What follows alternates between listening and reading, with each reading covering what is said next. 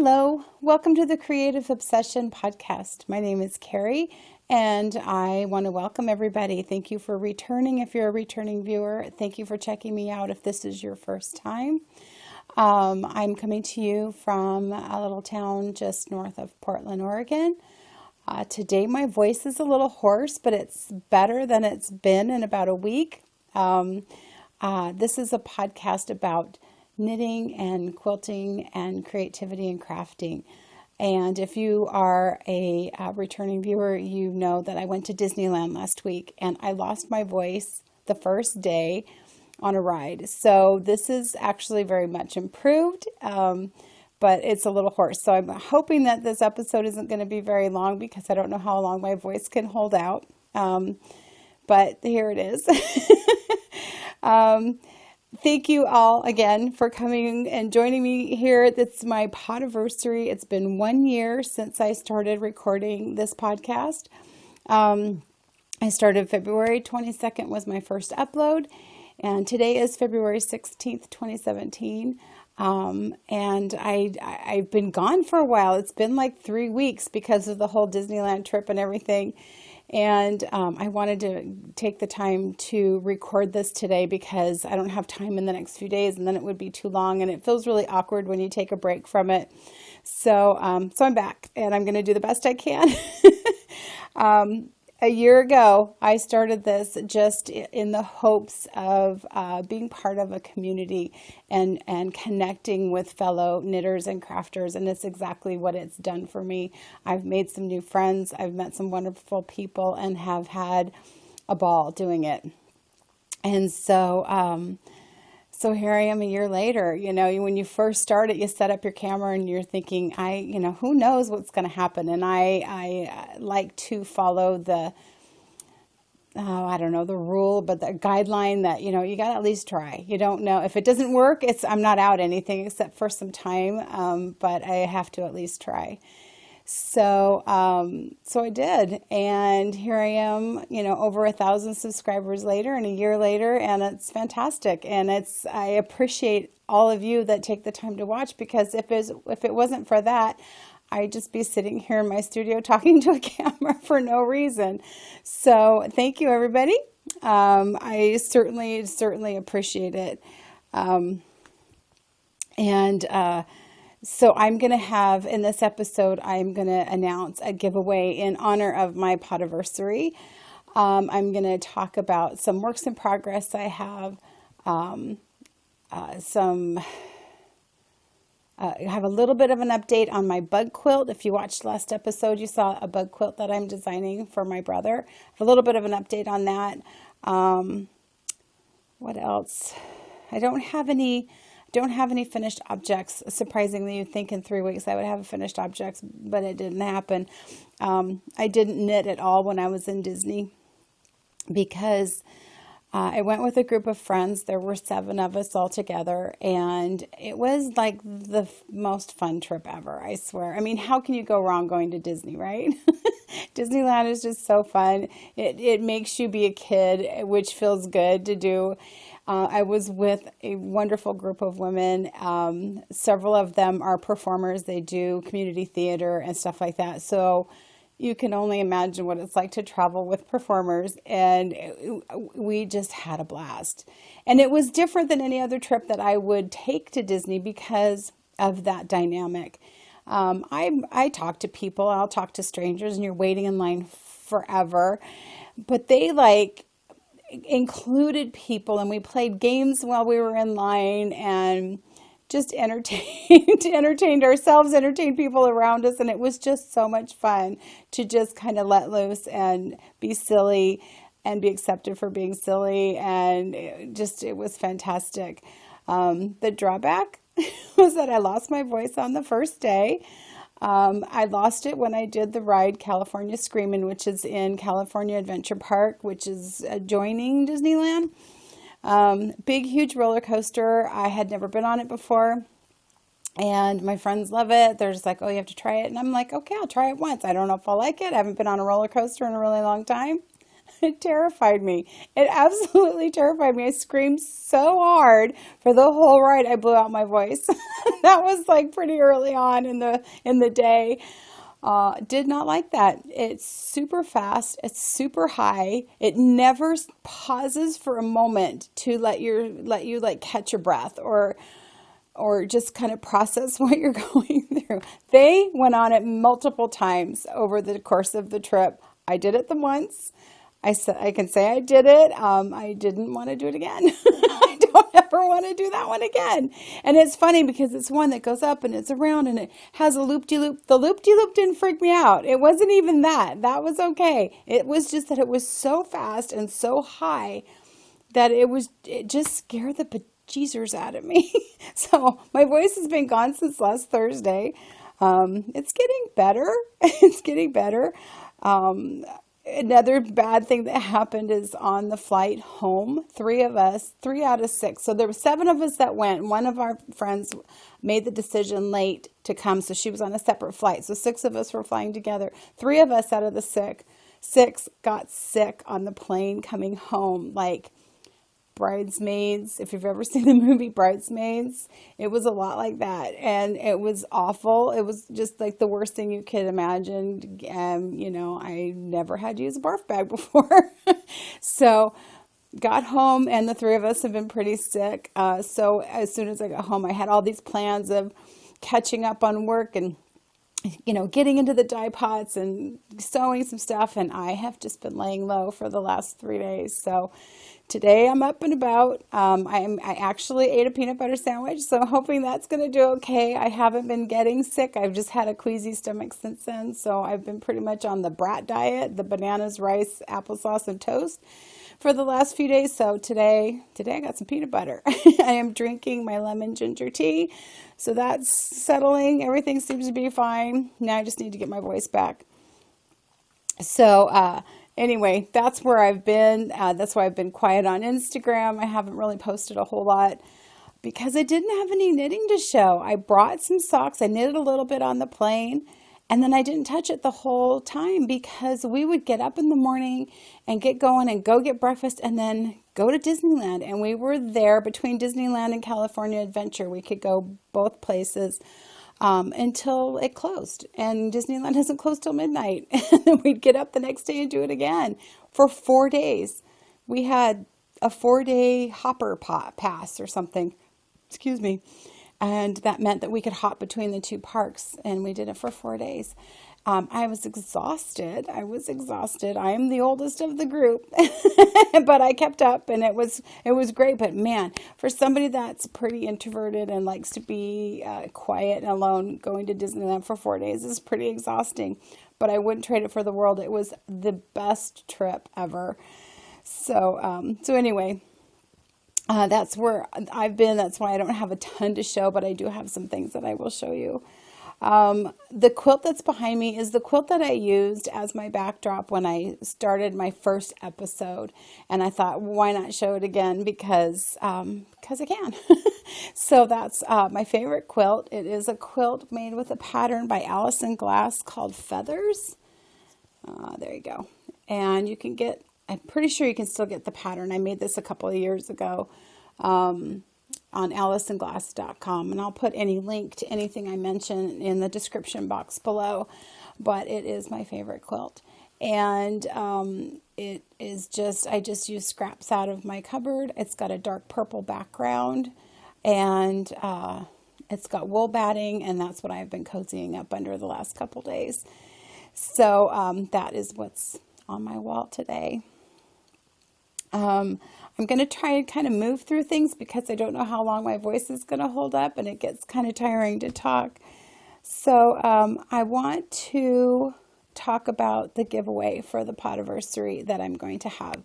So let me just kind of get some sips of tea, and then I'll be back and talk about that in a second. Okay, Podiversary time. It's been 1 year since I started this, and in order to celebrate it, or my way of celebrating it, I want to do a giveaway. And I've got a couple of different giveaways I want to do.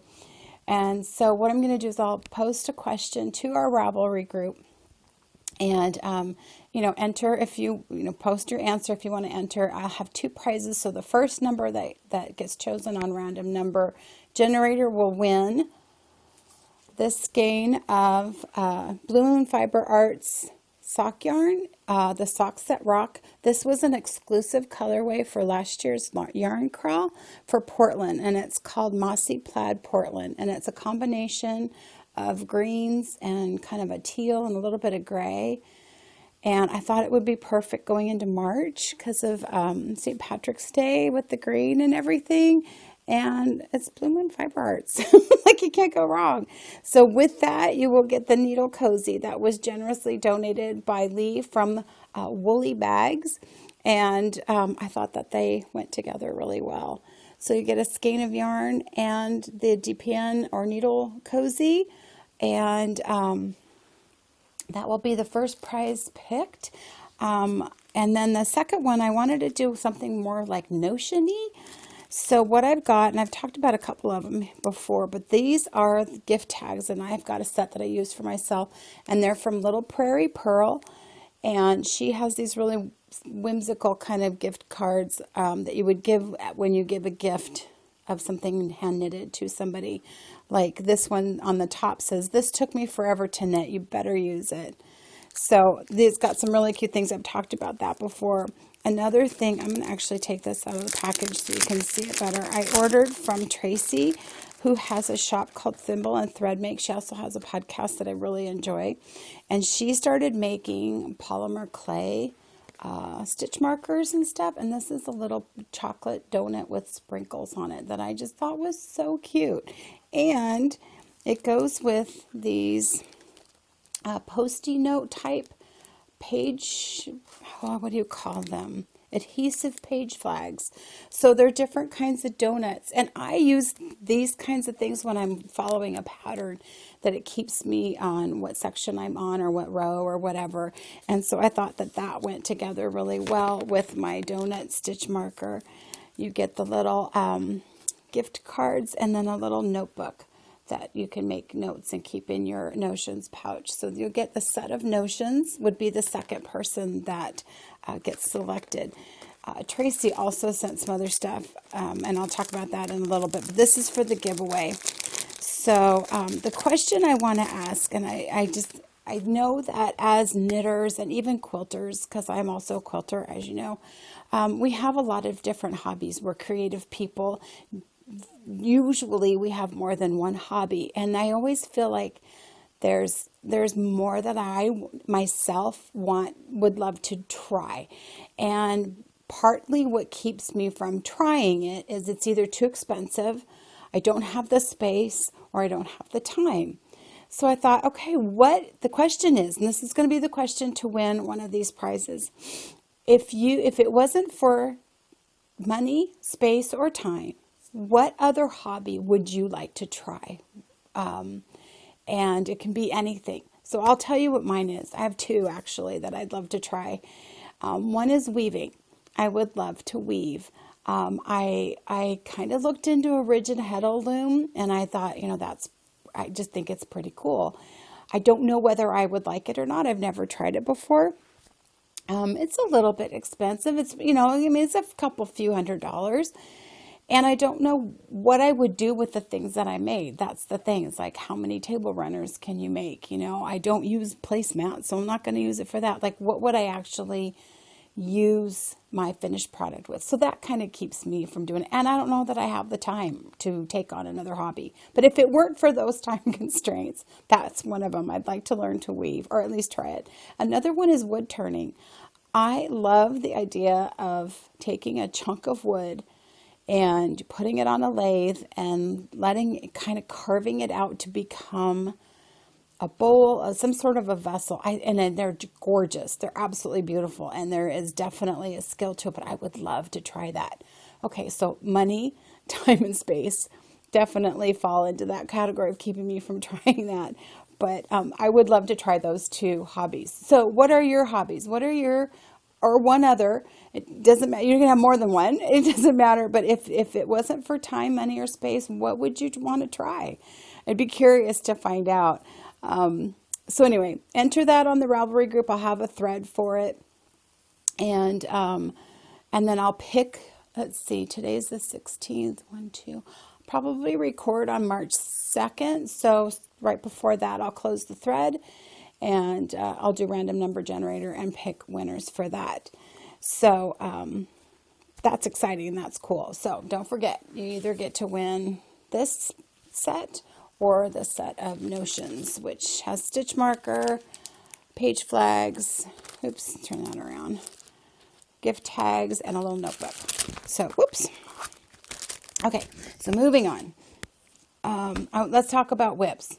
Let's talk about whips, baby. Okay, so I brought my socks. I have my February socks. I'm following the Naughty Knitwits year of, what is it, Socket 2017, to try and make a pair of socks every month. It is a struggle for me. Let me tell you, it's just a struggle for me to get a pair of socks done a month. But I'm working on it. So this month I started and I'm making out of mustache yarn. Kama Sutra is the yarn, the colorway. I decided to do a rib sock. My friend Lori makes these and they look great. And I thought, you know what, let me try something a little bit different. So I'm making a rib sock and put in a purple heel. The purple is just Deborah Norval's everyday sock that I got at Joann's, I think. Just in a solid purple color. So I'm working down the foot. I'm turning the heel and I'm making the foot now on my first pair. So today's the 16th. It's a short month. I really, really doubt I'm going to get the second pair done because I thought I would knit on it when I was on vacation and I didn't. So that's going to bum me out because I really wanted to try. But I'm enjoying working with this yarn. I had some trouble with another skein of yarn that I had purchased from Mustache Yarn, but this is working out perfectly and it's been really lovely to work with. And I just love that it's super colorful, very springy, and I can see myself wearing these quite a bit. So probably not going to make the February cutoff, but I'm going to try. I got too many other things I want to work on, I tell you. So one of the other things I've been working on is the Find Your Fade shawl, and I've shown it before. I haven't made a ton of progress because I got stopped at the end of my color 3. So got through color 3. Started with this, like, oh God, I can't grab it. This raspberry color, worked my way into this sort of, I don't know, variegated sort of thing. And then did this color. And then my next color was a green, kind of green and turquoise.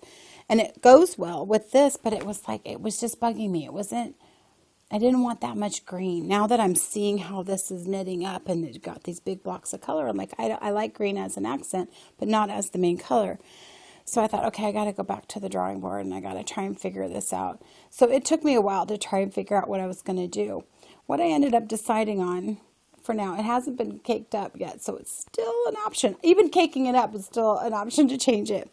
But I had dyed up a skein, trying out some new color, and it was like, that didn't really turn out very good. It had some kind of a pinkish color and a green color. I'm like, just sort of muddied up.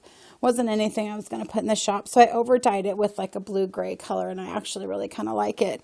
And for now, this is the plan. Changing the next color to this unnamed color. And then what's going to go next after that is my Northern Lights, which has pops of purple and pink and green in it. And then that will tie into what I've had as purple, and then this black one. So I think that's where I'm going to go, and my husband said, Jim says, well, that's a lot of purple. I'm like, duh, because that's what you're supposed to do, right? So this is going to be more of a gray, a little bit tonal mint. You can see a little bit of the color, and that little bit of color should tie into the next one. So it'll end up being more cool colors throughout the whole thing. But now that I've got this picked out, I think I like it. I didn't pick it out till right before I left for Disneyland, so I haven't touched it. So yeah, so there we are. That's my fade. My fade faded for a while. I got to get back to it. Now that I've decided on that, I think it's going to be great. It's just not something, it's not a hard knit and it's not a bad knit. It's just not something that's like grabbing me to make me want to, I've got to finish it. I will get it finished eventually. It's just not something that I'm excited about, I guess. I mean, I am excited about it. I love the idea of the colors fading. I don't know. There's nothing wrong with it. It's just not, I don't want to say it's not keeping my interest, but it's not keeping my interest. I'll get it finished, I promise. So a while back I talked about,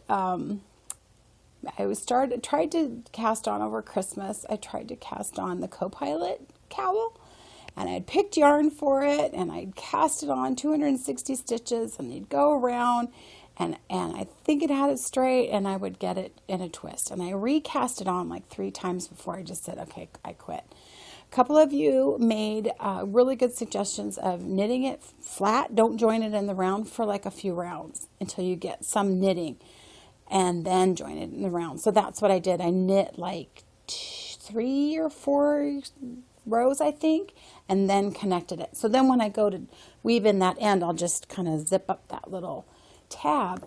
And so I decided to also not use the same yarn that I was going to use. After taking it out a few times, I wasn't happy with how it was holding up to that.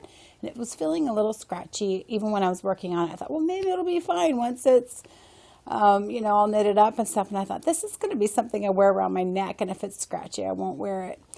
And I've had this skein of yarn that I got from Ginny, her and I did a bag swap way back when, and we swapped some yarn, and she dyed me this MCN yarn, and I've tried to find the right project for it. Like, I'm going to put it with this, I'm going to put that, and I finally came to the realization that this is exactly perfect. I will wear this like all the time because, for one, it's purple. It's super soft because it's, sorry about that, my camera stopped. I wasn't paying attention to the time. I kept waiting for the perfect project to put it with, and I thought, this is the perfect project. So then I got super excited, and I cast it on.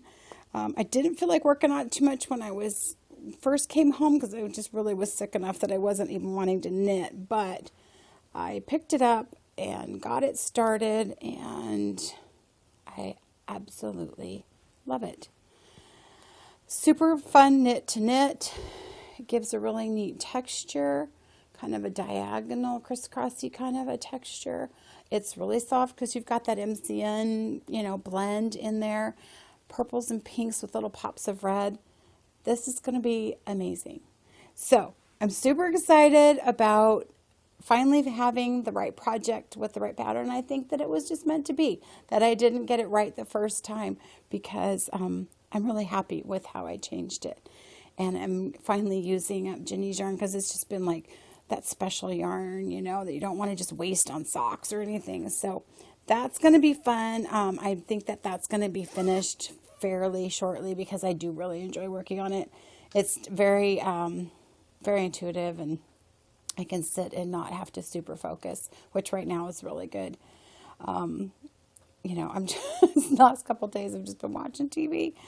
So, that's been really nice. I have gotten a few more squares done on the truss blanket that I'm crocheting, and that's the blanket that I'm doing that has all the baubles that some of it make words and stuff. Been doing as a wedding present. Not really much, if anything, to show you, but I am working on it and getting more of that done. I also purchased from Tracy, who I just mentioned earlier, from Thimble and Thread Make. I just love this. She made a polymer clay little camera. It reminds me of the old Instagram icon that they used to have before they changed it. And it's like a little Polaroid camera, and it's got a little heart. And I just thought that was so cute. So I bought that for myself and the chocolate donut. And then she's so sweet. She's so sweet that she sent me this set of stitch markers that is the London Calling collection. And it's a tea bag, it's Big Ben, it's a crown, and an umbrella, all representing England. She says I can do whatever I want with it. I really want to keep it.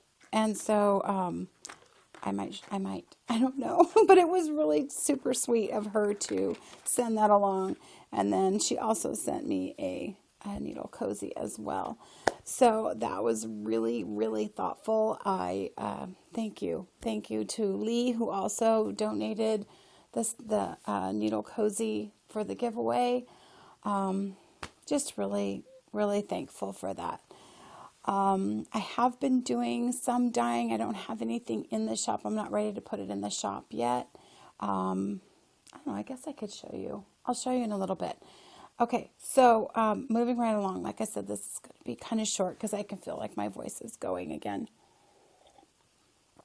I wanted to talk to you about what I've updated on the bug quilt. So actually, I'll put the design up on the board. So I'll be right back.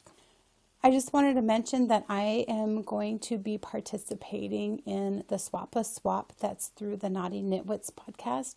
If you go to the Naughty Knitwits Ravelry group, they have a Swapless Swap where you just pay a fee and you get 10 40-gram minis, which ends up being 400 grams.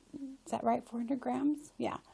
And 100 grams? I don't know. Anyway, go over there and find out the details. I will be the dyer in one of those swaps, so if there's a few spots left if you want to participate.